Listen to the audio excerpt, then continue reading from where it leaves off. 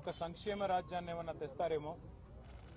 గతంలో ఉన్న కేసీఆర్ గారి ప్రభుత్వం కంటే ఎక్కువ సంక్షేమ కార్యక్రమాలు చేసి ఎక్కువ పేద ప్రజలను సంతోషపరుస్తారేమో అనే ఒక అపోహ, ఒక అభిప్రాయం ప్రజల్లో వచ్చింది. కానీ ఇవాళ రేవంత్ రెడ్డి గారి ప్రభుత్వ వ్యవహారం చూస్తుంటే ఇందిరమ్మ రాజ్యం అంటే తిరిగి ఎమర్జెన్సీ రోజులను గుర్తుకు తెచ్చే విధంగా ఆడబిడ్డలను జైల్లో పెట్టడమే ఇందిరమ్మ రాజ్యం అన్నట్టుగా వ్యవహారం చేస్తా ఉన్నారు. ఇవాళ రాష్ట్రంలో రేవంత్ రెడ్డి గారి ప్రభుత్వం మీద ఎంత వ్యతిరేకత ఉంది అంటే, ఎక్కడ ఒక కుటుంబ సభ్యులు 10 మంది జమైనా లేదా ఫ్రెండ్స్ ఒక 4-5 ఏదైనా ఫంక్షన్లో కలుసుకున్నా ఈ ప్రభుత్వం గురించి చర్చ వస్తే ఖచ్చితంగా ఖండితంగా మాట్లాడుతున్నారు. ఈ ప్రభుత్వం మమ్మల్ని మోసం చేసి వచ్చింది. రేవంత్ రెడ్డి కాంగ్రెస్ పార్టీ అరిచేతిలో వైకుంఠం చూపెట్టి 6 గ్యారంటీలు 100 రోజులోని అడ్డమైన మాటలు చెప్పి 420 హామీలిచ్చి గద్దెనెక్కిండ్రు అనే మాట ఒక్కరు కాదు, రాష్ట్రంలోని ప్రతి ఒక్కరూ మాట్లాడుతున్నారు. సరే, భాష కొన్ని సందర్భాల్లో కొంతమందికి కడుపు మండి పంట ఎండి గట్టిగా వచ్చిండొచ్చు. అక్కడక్కడ ముఖ్యమంత్రి గారికి ఇట్లా మాట్లాడితేనే అర్థమవుతుందని చెప్పి కూడా, ఎందుకంటే ఆయన బజారు భాష మాట్లాడుతున్నాడు కాబట్టి అదే భాషలో మాట్లాడితేనే ఆయనకు అర్థమవుతుందని చెప్పి కొంతమంది గట్టిగా మాట్లాడుతుండొచ్చు.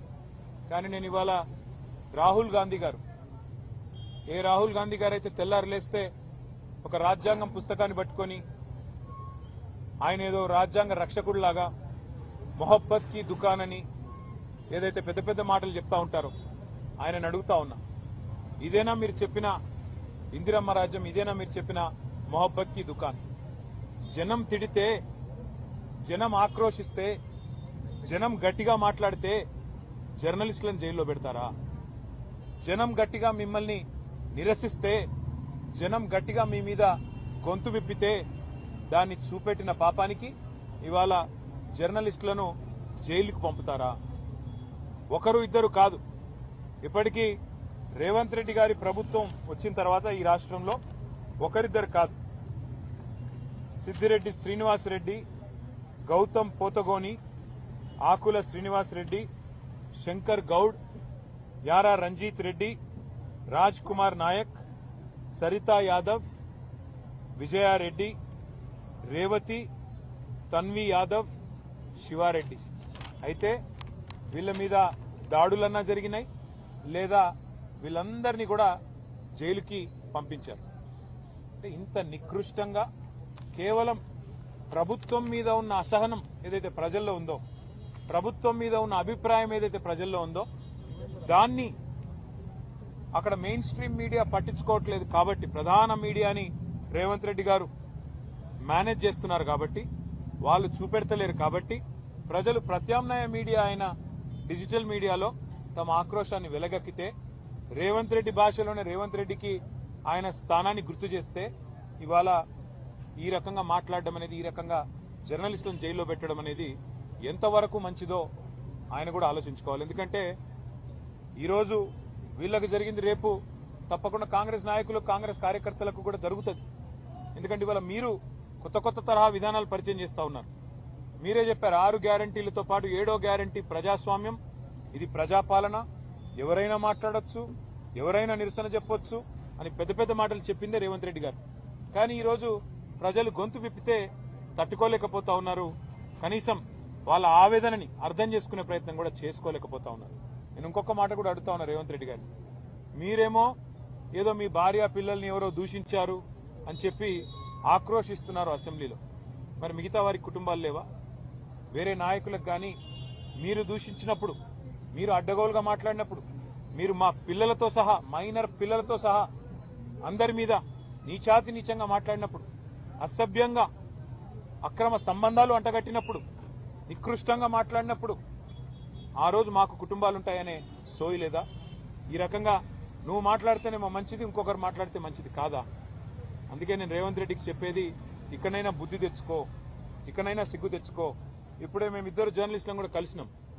పెద్దలు శ్రీమతి సబితా ఇంద్రారెడ్డి గారు, పెద్దలు శ్రీమతి సునీత లక్ష్మారెడ్డి గారు, అదేవిధంగా గౌరవ ఎమ్మెల్సీలు నవీన్ కుమార్ రెడ్డి గారు, డాక్టర్ శ్రవణ్ దాసోజ్ గారు, అదేవిధంగా మా నాయకులందరం మరి ఈరోజు వారికి సంఘీభావం చెప్పడానికి, వారికి ధైర్యం చెప్పడానికి, మీరు జనం ఆవేదనని ప్రజల ముందు ఆవిష్కరిస్తే, రాష్ట్రం ముందు ఆవిష్కరిస్తే మీ మీద అక్రమ కేసు పెట్టారు తప్ప మీరు చేసిన తప్పేమీ లేదు అని వారికి ధైర్యం చెప్పడానికి వారి కుటుంబ సభ్యులను కూడా కలిసినాం. వారికి ధైర్యం చెప్పాం. తప్పకుండా వారి తరపున న్యాయ పోరాటం చేస్తాం. ఇందులో వెనక్కి తగ్గే ప్రశ్నే లేదు. నువ్వు జైల్లో పెడతాను అంటే భయపడడానికి ఎవడు కూడా ఇక్కడ ఊరికనే ఆకాశంలోంచి ఢిల్లీ నుంచి పేమెంట్ కోటాలో ముఖ్యమంత్రి పదవి తెచ్చుకున్నాడు ఎవడు లేడు. మేమందరం జనం నుంచి వచ్చిన వాళ్ళం, ఉద్యమాల్లోంచి వచ్చిన వాళ్ళం. ఎవరికి కూడా భయపడేటోళ్ళం కాదు. జైళ్లకి, కేసులకి, బెదిరింపులకి, నీ ఊకదంపుడు ఉపన్యాసాలకి భయపడేటోడు ఎవడు కూడా లేడు. పెట్టుకో, ఏం కేసులు పెట్టుకుంటావో పెట్టుకో, ఏం చేసుకుంటావో చేసుకో. కానీ ఒకటి మాత్రం పక్కా, రేవంత్ రెడ్డి గారు రేపు ఇదే శాస్తి నీకు కూడా జరుగుతుంది. నిన్ను ఈరోజు నీకు వంతపాడుతున్న వాళ్ళకు కూడా తప్పకుండా జరుగుతుంది. నేను జర్నలిస్టు సోదరులను కూడా అడుగుతా ఉన్నా, సోదరిమణులను కూడా అడుగుతా ఉన్నా. ఇవాళ వాళ్లకు జరిగింది రేపు మీకు కూడా జరగవచ్చు. కేవలం వాళ్ళ తప్పేంది? ఈరోజు జనం తిడుతుంటే, జనం ఆక్రోశిస్తుంటే వారికి ఒక ప్లాట్ఫామ్ ఇవ్వడమే తప్ప, వారి వేదనను రాష్ట్రం ముందు ఆవిష్కరించడం తప్ప, సమాజం ముందు బయట పెట్టడం తప్ప ఏం చేశారండి తప్పు? వాళ్ళకి జైల్లో పెట్టాల్సినంత తప్ప ఏం జరిగింది? అందుకే నేను అనేది, ముఖ్యమంత్రి గారు కుటుంబాలు అందరికీ ఉంటాయి. ముఖ్యమంత్రి గారు గుర్తుపెట్టుకోండి, మీరిచ్చిన హామీలు అమలు చేసేదాకా ఖచ్చితంగా ప్రశ్నిస్తూనే ఉంటాం, ఖచ్చితంగా నిలదీస్తూనే ఉంటాం. ఖచ్చితంగా ఫోర్త్ ఎస్టేట్ అయిన మన జర్నలిస్ట్ సోదరులు కూడా, పత్రికా ప్రపంచం, డిజిటల్ మీడియా ప్రపంచం కూడా మిమ్మల్ని, మీ ప్రభుత్వాన్ని, మీరిచ్చిన వాగ్దానాలు అమలు చేసేదాకా ప్రజలు నిలదీస్తూనే ఉంటారు. మరి పత్రికలు కూడా నిలదీస్తూనే ఉంటాయి, జర్నలిస్టులు కూడా ప్రశ్నిస్తూనే ఉంటారని చెప్పి కూడా వారికి గుర్తు చేస్తూ, ఇవాళ ఈ రాష్ట్రం కాంగ్రెస్ ప్రభుత్వం వచ్చిన తర్వాత అన్ని రంగాల్లో విఫలమైందన్న మాట నిన్న ముఖ్యమంత్రి గారు స్వయంగా ఒప్పుకున్నారు. నిన్న స్టేషన్ గన్పూర్ పోయారు ముఖ్యమంత్రి గారు. అక్కడ చెప్తున్నాడు 71,000 కోట్ల ఆదాయం తగ్గింది అని చెప్తున్నాడు. ఎవరి వల్ల తగ్గింది? ఎవరి అనాలోచిత, ఎవరి నెగటివ్ పాలిటిక్స్ వల్ల, నెగటివ్ పాలసీస్ వల్ల, నెగటివ్ ధోరణి వల్ల తగ్గింది చెప్పండి మీరు. ఒకవైపు మీరే చెప్తున్నారు అంతా దివ్యంగా ఉందని చెప్తారు, మా ప్రభుత్వం వచ్చినాక పెట్టుబడులు ఇబ్బడి ముబ్బడికి వస్తున్నాయని చెప్తున్నారు.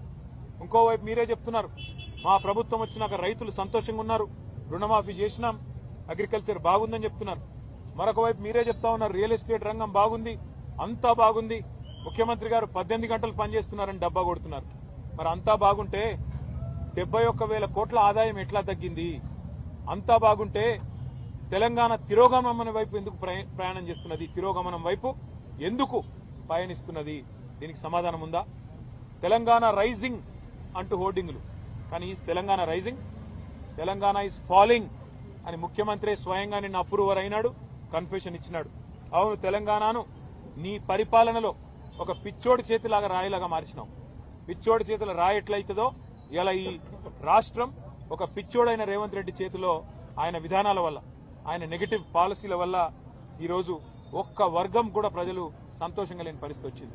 మరి అదే ఆక్రోశాన్ని ప్రజలు వ్యక్తం చేస్తుంటే జర్నలిస్టులను జైల్లో పెడతానని చెప్పి ఇవాళ ఏదైతే నియంతృత్వ పోకడలు పోతున్నాడో రేవంత్ రెడ్డి గారు, తప్పకుండా దీనికి తగిన సమాధానం కాలం చెప్తుంది.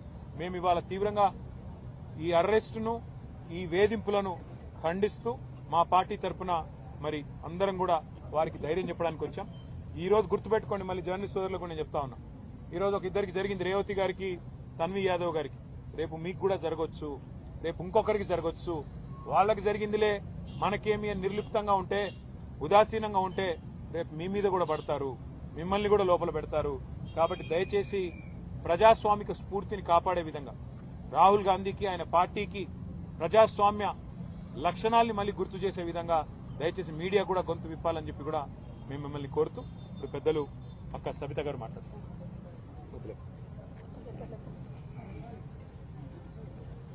ఈరోజు రేవతి గారిని, తన్వి యాదవ్ గారిని చూడడానికి ఇక్కడికి రావడం జరిగింది.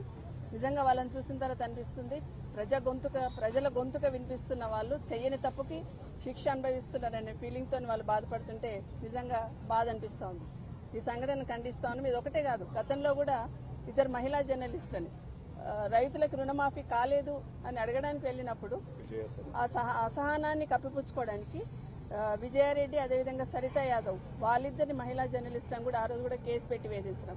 ఆ విధంగా చూస్తూ ఉంటే ఈ 15 నెలల లోపల దాదాపుగా 11 మంది పైన ఏదో ఒక రకంగా కేసులు పెట్టడము, జైలు పంపించడం అనేది ఈరోజు పరాపాటిగా మారింది ఈ తెలంగాణ రాష్ట్రంలో.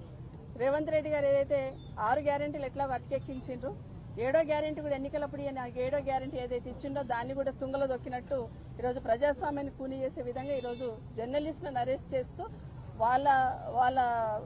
వాళ్ళ ప్రభుత్వం అసమర్థతను కప్పిపుచ్చుకునే ప్రయత్నాన్ని ఈ విధంగా చేయాలనే ప్రయత్నం చేస్తూ ఉన్నారు. ఢిల్లీ లెవెల్లో ఉన్న, దేశం లెవెల్లో ఉన్న వాళ్ళు స్పందిస్తూ ఉన్నారు.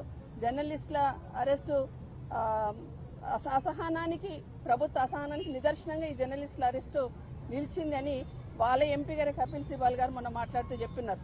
తెలంగాణ రాష్ట్రంలో తెలంగాణ ప్రభుత్వ అసహనానికి నిదర్శనం మహిళా జర్నలిస్టుల అరెస్ట్ అనేది మొన్న వారే మాట్లాడుతున్నారు. కానీ ఇక్కడున్న ముఖ్యమంత్రి గారు, హోంమంత్రి గారు రెండు వారి దగ్గరే ఉన్నాయి. జనరల్ గా ఒక జర్నలిస్ట్ ని ఎవరైనా అరెస్ట్ చేయాలని, ఏదైనా చేయాలని ఫస్ట్ హోంమంత్రికే ఇన్ఫర్మేషన్ ఇస్తారు. అంటే మీ డైరెక్షన్ లో మీరు చెప్పిన ప్రకారమే ఈరోజు జర్నలిస్టులందరినీ కూడా లోపలేసేసి ప్రజలు ఎవరు మాట్లాడినా కూడా వ్యతిరేకంగా ఎవరు టెలికాస్ట్ చేయకూడదు, ఎవరు చేసిన ఇలా ఇదే విధంగా ఉంటుందనే ఆలోచన కల్పించాలనే ఆలోచనతో ఈరోజు చేస్తా ఉన్నారు. ఒక అమ్మాయి ఈరోజు తన్వి యాదవ్ చెప్తా ఉంది, 18 మంది పోలీసు వాళ్ళు తనని తీసుకెళ్లి ఇట్లా పడేస్తున్నారు అని చెప్తా ఉంది. ఏం తప్పు చేశారు? నోరు మూసి ఎత్తి తీసి అట్లా వెహికల్లో పడేశారని చెప్తా ఉంది. ఏం తప్పు చేశారు వాళ్ళు? ప్రజల ఆక్రోశాన్ని, ప్రజల ఆవేదనని మీరు వినడానికి సిద్ధంగా లేరు కాబట్టి వాళ్ళ వేదిక నుండి వినిపించున్నారు. వాళ్ళు చేసిన తప్పేంటి? వాళ్ళు మాట్లాడింది మాత్రమే టెలికాస్ట్ చేస్తున్నారు. నిజంగా నిజమైన లీడర్ అయితే, ఈ రాష్ట్ర ముఖ్యమంత్రి గారు నిజంగా ప్రజల పక్షాన్ని ఆలోచించినట్టుంటే మీడియాలలో వస్తున్న వార్తలని బేరీజ్ వేసుకుని ప్రక్షాళన చేసుకుంటూ దాన్ని సెట్ చేసుకుంటూ పోవాలా. కానీ ఏ వార్త నెగిటివ్ వచ్చినా కూడా ముందు మీకు శిక్ష ఉంటుంది జర్నలిస్టులకు అనే లెవెల్లో ఏదైతే ఈరోజు ఇందిరమ్మ పాలన అంటే ఇలాగే ఉంటుంది అనే లెవెల్లో ఈ రాష్ట్రంలో ప్రభుత్వాన్ని నడిపిస్తున్నారు రేవంత్ రెడ్డి గారు. ఇప్పటికైనా వీరిని ఖండిస్తూ భవిష్యత్తులో ఇలా జరగకుండా కనీసం ప్రజల ఆవేదన వినిపించే జర్నలిస్టుల వేదిక ఏదైతే ఉందో ఆ ఆవేదన వినిపించే ప్రయత్నం చేస్తుందో అది కూడా వినడానికి సిద్ధంగా లేరని స్పష్టంగా అర్థమవుతుంది. ఇంకొక మాట కూడా, మహిళా జర్నలిస్ట్ని అరెస్ట్ చేశారని మేము బీఆర్ఎస్ పార్టీ తరఫున అసెంబ్లీలో ప్రస్తావిస్తే ఖచ్చితంగా చేస్తాము, బట్టలు తీసి కొడతామనే మాట మాట్లాడున్నాడు. ఒక మహిళలను కూడా చూడకుండా గౌరవ ముఖ్యమంత్రి గారు, మీరు ముఖ్యమంత్రిగా మాట్లాడున్నారు, మామూలుగా సాధారణ వ్యక్తిగా కాదు, ముఖ్యమంత్రిగా అసెంబ్లీలో బట్టలు విడదీసి కొడతామనే మాట ఏదైతే మాట్లాడున్నారో మహిళా జర్నలిస్టులు అనే ఆలోచన కూడా లేదు. మన ఫ్యామిలీస్ గురించి ఆలోచిస్తున్న సందర్భంలో వాళ్ళకు కూడా ఫ్యామిలీస్ ఉంటుంది, వాళ్ళ కుటుంబాలు ఉంటాయి. మీరు మాట్లాడుతున్న మాటలు ఈరోజు మహిళలందరూ కూడా సిగ్గుతో తలంచుకునే విధంగా ఈ రాష్ట్ర ముఖ్యమంత్రి గారు మాట్లాడారు. మళ్ళీ మీరు నోరు ఇప్పితే చాలు మొత్తం అక్క చెల్లెళ్ళు నా వాళ్ళనే లెవెల్లో మాట్లాడుతున్నారు. అక్క చెల్లెళ్ళను గౌరవించే సంస్కృతి ఇదని ముఖ్యమంత్రి గారిని ప్రశ్నిస్తా ఉన్నాను. మాట్లాడుతున్న సందర్భంలో సంస్కారం మర్చిపోకుండా మాట్లాడాలని ముఖ్యమంత్రి గారిని కోరుతూ, జర్నలిస్టులు ఏదైతే 11 మంది జర్నలిస్టులు కేటీఆర్ గారు ఎవరైతే పేర్లు చెప్పినారో వాళ్ళందరి అరెస్టును, కేసుల విషయంలో కూడా ఖండిస్తూ, ఎంత భయపెట్టించినా, మీరు ఎన్ని సంఖ్యలు వేసి ఆపాలని ప్రయత్నం చేసినా, ఎన్ని కేసులు పెట్టినా భవిష్యత్తులో ఖచ్చితంగా మీకు గుణపాఠం చెప్పడానికి ఈ రాష్ట్ర ప్రజలు సిద్ధంగా ఉన్నారు. ఈరోజు ఏదైతే మహిళా జర్నలిస్ట్ ను మరి అరెస్ట్ చేయడం జరిగిందో, వాళ్ళని కేసు పెట్టి మరి జైలుకి పంపించడం జరిగిందో దాన్ని తీవ్రంగా ఖండిస్తా ఉన్నాం. ఈ అరెస్ట్ ఏదైతే ఉందో అమానుషం, అదేవిధంగా దారుణం అని చెప్పేసి కూడా తెలియజేస్తాను. వాళ్ళతో ఇప్పుడు మాట్లాడుతూ ఉంటే వాళ్ళు చేసిన తప్పేంటో మాకు కూడా అర్థం కాలేదు. ఇప్పుడు కేటీఆర్ గారు సరితక్క చెప్పినట్టుగా అసలు వాళ్ళు చేసిన తప్పేంటి? ప్రజాపాలన అంటున్నారు. ప్రజాపాలనలో ప్రజల సమస్యలు తీర్తాయని చెప్పేసి అనుకుంటే ఈ ప్రజాపాలనలో పత్రికా స్వేచ్ఛను కూడా హరిస్తా ఉన్నారు. మరీ ముఖ్యంగా మహిళల పైన మరి నీ యొక్క అరాచకం ఇదా అని చెప్పేసి అడుగుతా ఉన్నాం. ఎందుకంటే వారు చెప్తా ఉన్నారు, మహిళలు మార్నింగ్ ఎర్లీ అవర్స్ లో ఇంటికి వెళ్లి వాళ్ళని ఒక క్రిమినల్స్ ను లేదంటే ఉగ్రవాదులను అరెస్ట్ చేసినట్టుగా మరి దాదాపు ఒక 40 మంది పోలీసులు రేవతి వారి ఇంటికి, అదేవిధంగా తన్వి యాదవ్ దగ్గరికి 18 మంది పోలీసులు, అదే కూడా విమెన్ పోలీస్ సంబంధించి చాలా తక్కువ సంఖ్యలో వెళ్లి వాళ్ళని అరెస్ట్ చేసి మరి కిడ్నాప్ చేసినట్టుగా, అది అరెస్ట్ అన్నారు, దాన్ని కిడ్నాప్ చేసినట్టుగా తీసుకెళ్లి వాళ్ళని అరెస్ట్ చేసి లోపల పారేసిండ్రు. అంటే ఇది పత్రికా స్వేచ్ఛను హరిస్తున్నారా లేదా అని చెప్పేసి నేను అడుగుతా ఉన్నా. ముఖ్యమంత్రి గారు మహిళల్ని గౌరవిస్తామంటున్నారు, ఇంద్రమ్మ అంటారు, తర్వాత సోనియా గాంధీ అంటారు, ప్రియాంక గాంధీ అంటారు. అంటే మహిళలుగా వాళ్ళే మీకు కనిపిస్తున్నారా? రాష్ట్రంలో ఉన్నటువంటి మహిళలు కల్పిస్తలేరా అని చెప్పేసి అడుగుతా ఉన్నాను. మొన్న మరి అదే విధంగా సరిత గారిని, విజయారెడ్డిని ఏ విధంగా తరిమి కొట్టి వాళ్ళపైన కేసు పెట్టడం జరిగిందో, ఈ రోజు మరి తన్వి గారు అదే విధంగా రేవతి గారు చేసిన పాపం ఏంటి? ప్రజల్లో ఉన్నటువంటి ఉక్రోషణ ఏదైతే వాళ్ళ ఆక్రోషణ ఏదైతే ఉందో వాళ్ళు చెప్పి దాన్ని టెలికాస్ట్ చేయడం వల్ల మరి వారిపైన కేసులు పెడతారా అని చెప్పేసి అడుగుతాను. దీన్ని తీవ్రంగా ఖండిస్తూ ఇక మీదట మీకే కుటుంబం కాదు అందరికీ కుటుంబం ఉంటుంది. మీ మహిళలు కాదు రాష్ట్రంలో ఉన్నటువంటి మహిళలందరూ కూడా గౌరవించేటువంటి సంస్కృతి సంస్కారం ముఖ్యమంత్రి గారు ఫస్ట్ నేర్చుకోవాలని చెప్పేసి కూడా ఈ సందర్భంగా తెలియజేస్తూ వారిని మా సంఘీభావం పార్టీ తరఫున వారికి సంఘీభావం తెలియజేస్తూ వారితో పాటు జర్నలిస్టు మేమందరం కూడా అండగా ఉంటామని చెప్పేసి కూడా తెలియజేస్తాను. Thank you.